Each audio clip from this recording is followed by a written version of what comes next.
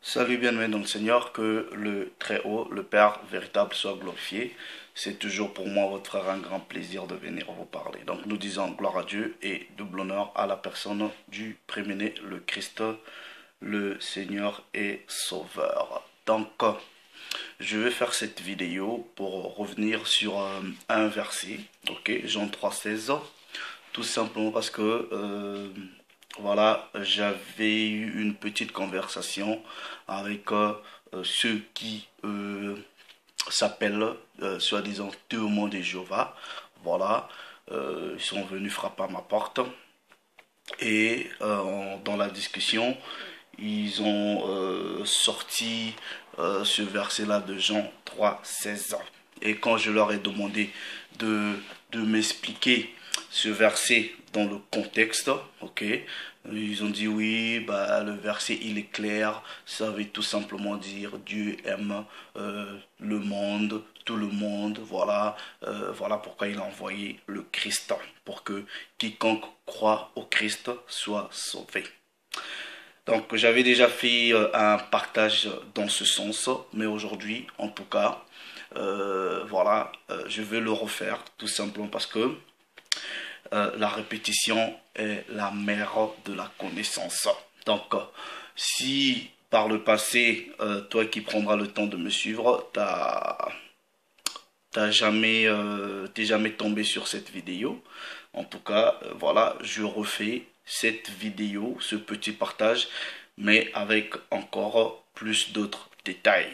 Maintenant, avant de commencer, ce que je dois dire, ok, est que je vais faire ce petit partage. Je veux que tu mettes de côté, ok, tes émotions, que tu mettes de côté l'esprit de la religion, ok, que tu utilises tout simplement ton intelligence que Dieu lui-même t'a donnée. Nous allons aller dans les Écritures, dans le contexte des Écritures, ok. Parce qu'une chose est vraie, c'est que dans le christianisme actuel, les choses, la parole de Dieu n'est pas décortiquée dans le contexte. Vous avez en tout cas l'impression que les gens prennent des versets pêle-mêlement et font dire à des versets, ok, ce que les versets eux-mêmes ne disent pas.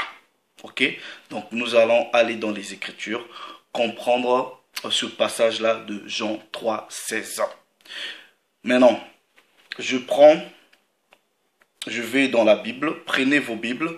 Maintenant, je vais peut-être utiliser des traductions de Bible. Si vous n'en avez pas, vous pouvez toujours télécharger sur Internet.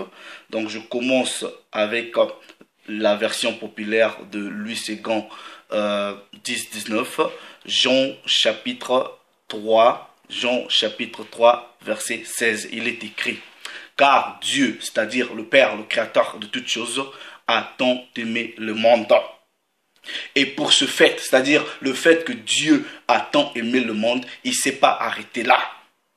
Il y a eu une réaction, il y a eu une résultante, il y a eu une action que le Père avait prise pour exprimer son amour au monde. La parole dit, ok, car Dieu a tant aimé le monde qu'il a donné son Fils unique. Ok, bon, ici on traduit fils unique, bref. Maintenant, on met la virgule, on dit afin que quiconque croit en lui ne périsse point, mais qu'il ait la vie éternelle. Donc, ce verset-ci, nous allons décortiquer les mots, les langages et les expressions. Il y a deux mots qui posent, qui mettent la confusion dans la compréhension des gens, surtout dans le christianisme.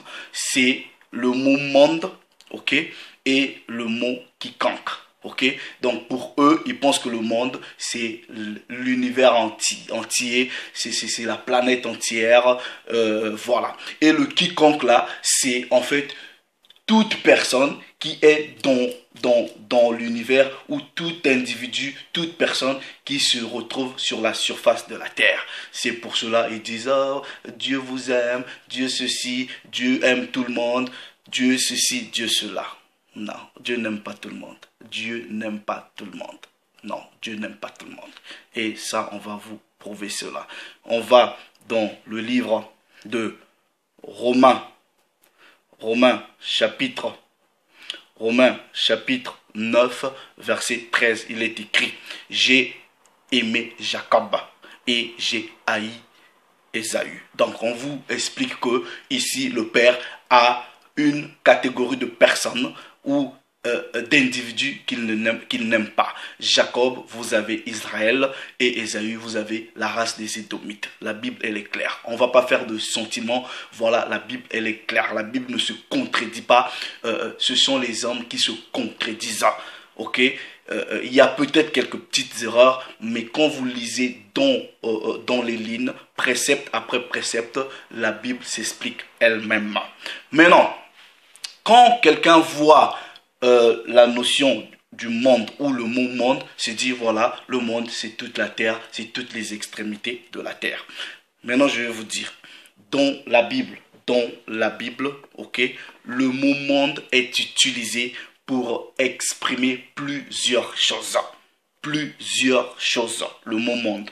Donc pour cela, nous allons dans le livre des Hébreux. Livre des Hébreux au premier chapitre, ok, je lis à partir du verset 1 à 2, je commence avec la version Louis II 19, 10, il est écrit: après avoir, ok, autrefois, à plusieurs reprises et de plusieurs manières, parlé à nos pères par les prophètes, donc les Hébreux, ce sont les Israélites, ok, Dieu, dans les derniers temps, nous a parlé par le Fils, qu'il a établi héritier de toutes choses, par lequel il a aussi créé le monde. Maintenant, vous savez que la parole dit dans le premier chapitre de Jean que c'est par la parole que le monde a été créé. Au commencement était la parole. Et Hébreu ici vous dit que c'est par le Fils, ok, par le Fils que le monde a été créé. C'est pour cela Dieu appelle le Christ sa parole dans le livre d'Apocalypse chapitre 19 verset 13. Son nom est la parole de Dieu. Celui que vous appelez dans votre christianisme actuel Jésus, ok, Dieu l'appelle ma parole, si vous ne savez pas. Maintenant, on dit ici que c'est par cette parole-là, c'est par la personne du Christ que le monde a été créé.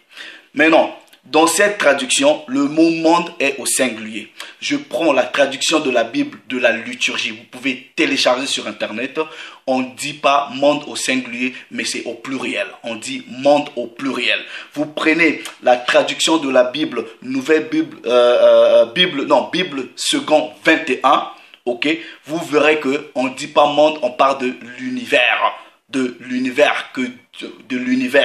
Vous prenez la nouvelle Bible seconde, on vous dit par lequel il a créé les mondes au pluriel. Vous prenez la Bible du semeur, on parle de l'univers. Vous prenez la traduction du monde nouveau des témoins de Jéhovah. Eux là-bas ils disent pas monde, mais ils disent par lequel il a créé les systèmes des choses. Vous pouvez vérifier. Vous prenez la Bible John Nelson Darby. Là-bas, c'est écrit les mondes au pluriel. Vous prenez la King James française. Le mot monde là-bas est au pluriel. Donc, ça veut tout simplement dire que selon le langage biblique, il existe plusieurs sortes de mondes. Donc, pour ce petit partage, nous allons définir de quel monde il s'agissait. Parce que le monde peut définir un groupe d'individus. Le monde peut définir, par exemple, quand on dit le monde des païens, ok, c'est un groupe d'individus. Le monde aussi peut définir toute la terre entière, l'univers entier. Le monde aussi peut définir, un groupe d'individus, ok. Maintenant, ce que les gens oublient, ok, ce que les gens oublient, dans Jean 3,16, on vous dit que Dieu a tant aimé le monde qu'il a envoyé son Fils unique afin que quiconque croit en lui ne périsse pas et qu'il ait la vie éternelle. Ça veut dire quoi? Ce Fils-là devrait être un sauveur. Est-ce que ce Fils-là était un sauveur pour le monde entier, c'est-à-dire l'univers entier, ou il était un sauveur pour un groupe d'individus particulier? particulier ou une nation particulière. C'est ce que nous devrons comprendre. Donc, le sauveur ici est la personne du Christ, du premier-né de toute la création. Donc, nous allons dans le livre de Matthieu, ok? Matthieu chapitre 1er, Matthieu chapitre 1er au verset 21. Là-bas, il est écrit, « Elle enfantera un fils. Elle enfantera un fils et lui donnera le nom de Yahushua ou le nom de, comme vous l'appelez, soi-disant Jésus. » Ok? C'est lui, c'est-à-dire le Christ de Dieu, c'est lui qui sauvera son peuple de ses péchés. On ne dit pas qu'il sauvera le monde entier. Il sauvera son peuple, ok, des péchés. Nous allons dans Actes des Apôtres au chapitre 13. Actes des Apôtres au chapitre 13 du verset 23, toujours dans la version seconde 19, 10, il est écrit, c'est de la postérité de David, ok, que Dieu, selon sa promesse, a suscité à Israël, pas à susciter au monde entier, à l'univers entier, mais à Israël, qui un sauveur qui est Yahushua, le Christ. Voilà, à Israël, son peuple, à Israël. Est-ce que vous comprenez? On va décortiquer ce Jean 3, 16 là, que la plupart des gens comprennent mal. Ok? Comprennent mal. Matthieu chapitre 15, Matthieu chapitre 15, verset 24, ça c'est lui-même qui dit, ok, Matthieu chapitre 15, verset 24, il est dit, et il répondit, ça c'est le Christ qui répondit, vous pouvez lire, je n'ai été envoyé qu'aux brebis perdues de la maison d'Israël. Donc le Christ lui-même il dit que le Père l'a envoyé, pas pour le monde entier, l'univers entier, mais pour Israël. Je n'ai été envoyé qu'aux brebis perdues de la maison d'Israël. Le Christ est clair, il a été envoyé pour Israël. Donc, Jean 3, 16 ans, ok, ce monde-ci, vous allez comprendre quand on va aller encore plus loin dans les détails, que ce monde-là, ok, en réalité c'est Israël, c'est pas la terre entière, ok. Maintenant, pour que vous compreniez d'abord que dans la Bible, ok, dans la Bible, on parle de plusieurs sortes de mondes. Je prends un exemple, ok, nous allons dans Marc chapitre 8, verset 36. Il est écrit, et que sert-il à un homme de gagner tout le monde et s'il perd son âme? Maintenant, expliquez-moi. Le mot monde qui est utilisé dans ce verset-là, ça veut dire quoi? Parce que ici, on parle de ce genre d'homme qui veut tout avoir. Mais quand on dit gagner le monde, c'est pas gagner toute la terre entière pour toi, non. Parce que ici, quand vous lisez bien l'histoire de Marc chapitre 8, on parle de ces gens-là, ok, qui aiment les choses du monde, qui aiment le matériel. Maintenant, la parole de Dieu dit, à quoi te sert d'aimer les choses du monde, le matériel, et si tu perds ton âme? Mais le mot utilisé ici, c'est monde. Donc, vous comprenez que le mot monde ici a une autre signification. Ok?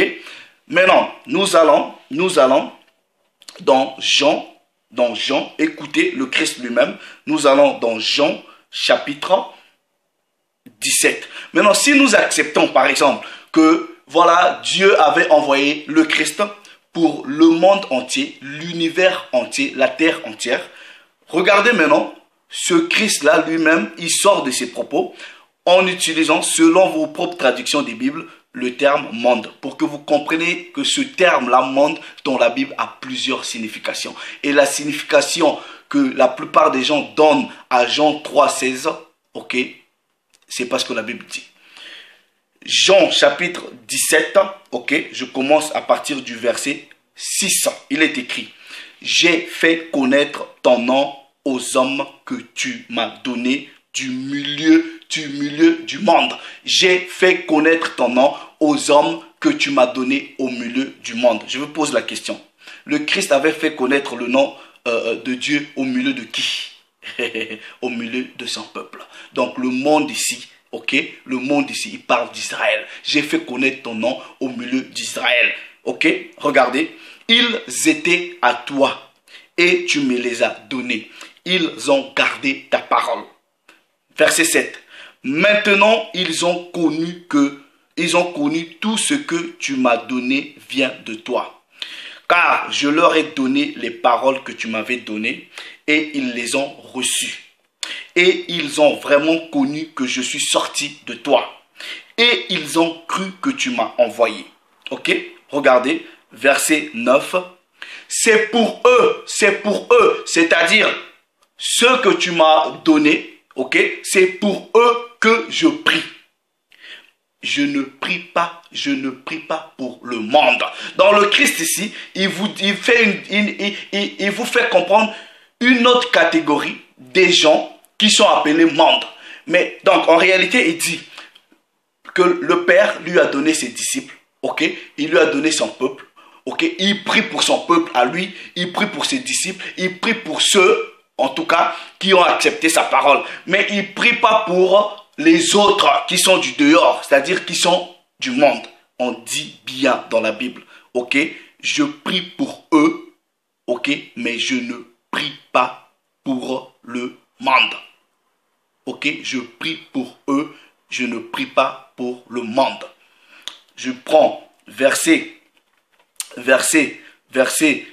11, ok? Je ne suis plus dans le monde. Et eux, ils sont dans le monde et je vais à toi. Père Saint, garde en ton nom ceux que tu m'as donnés, afin qu'ils soient un comme nous. Verset 12. Lorsque j'étais dans le monde, c'est-à-dire quand j'étais avec eux en Israël, ok, je les gardais en ton nom, c'est-à-dire ceux que tu m'as donnés, je les gardais en ton nom, en parlant des disciples. C'est pour ça que je dis le mot monde ici prend la signification d'un groupe d'individus.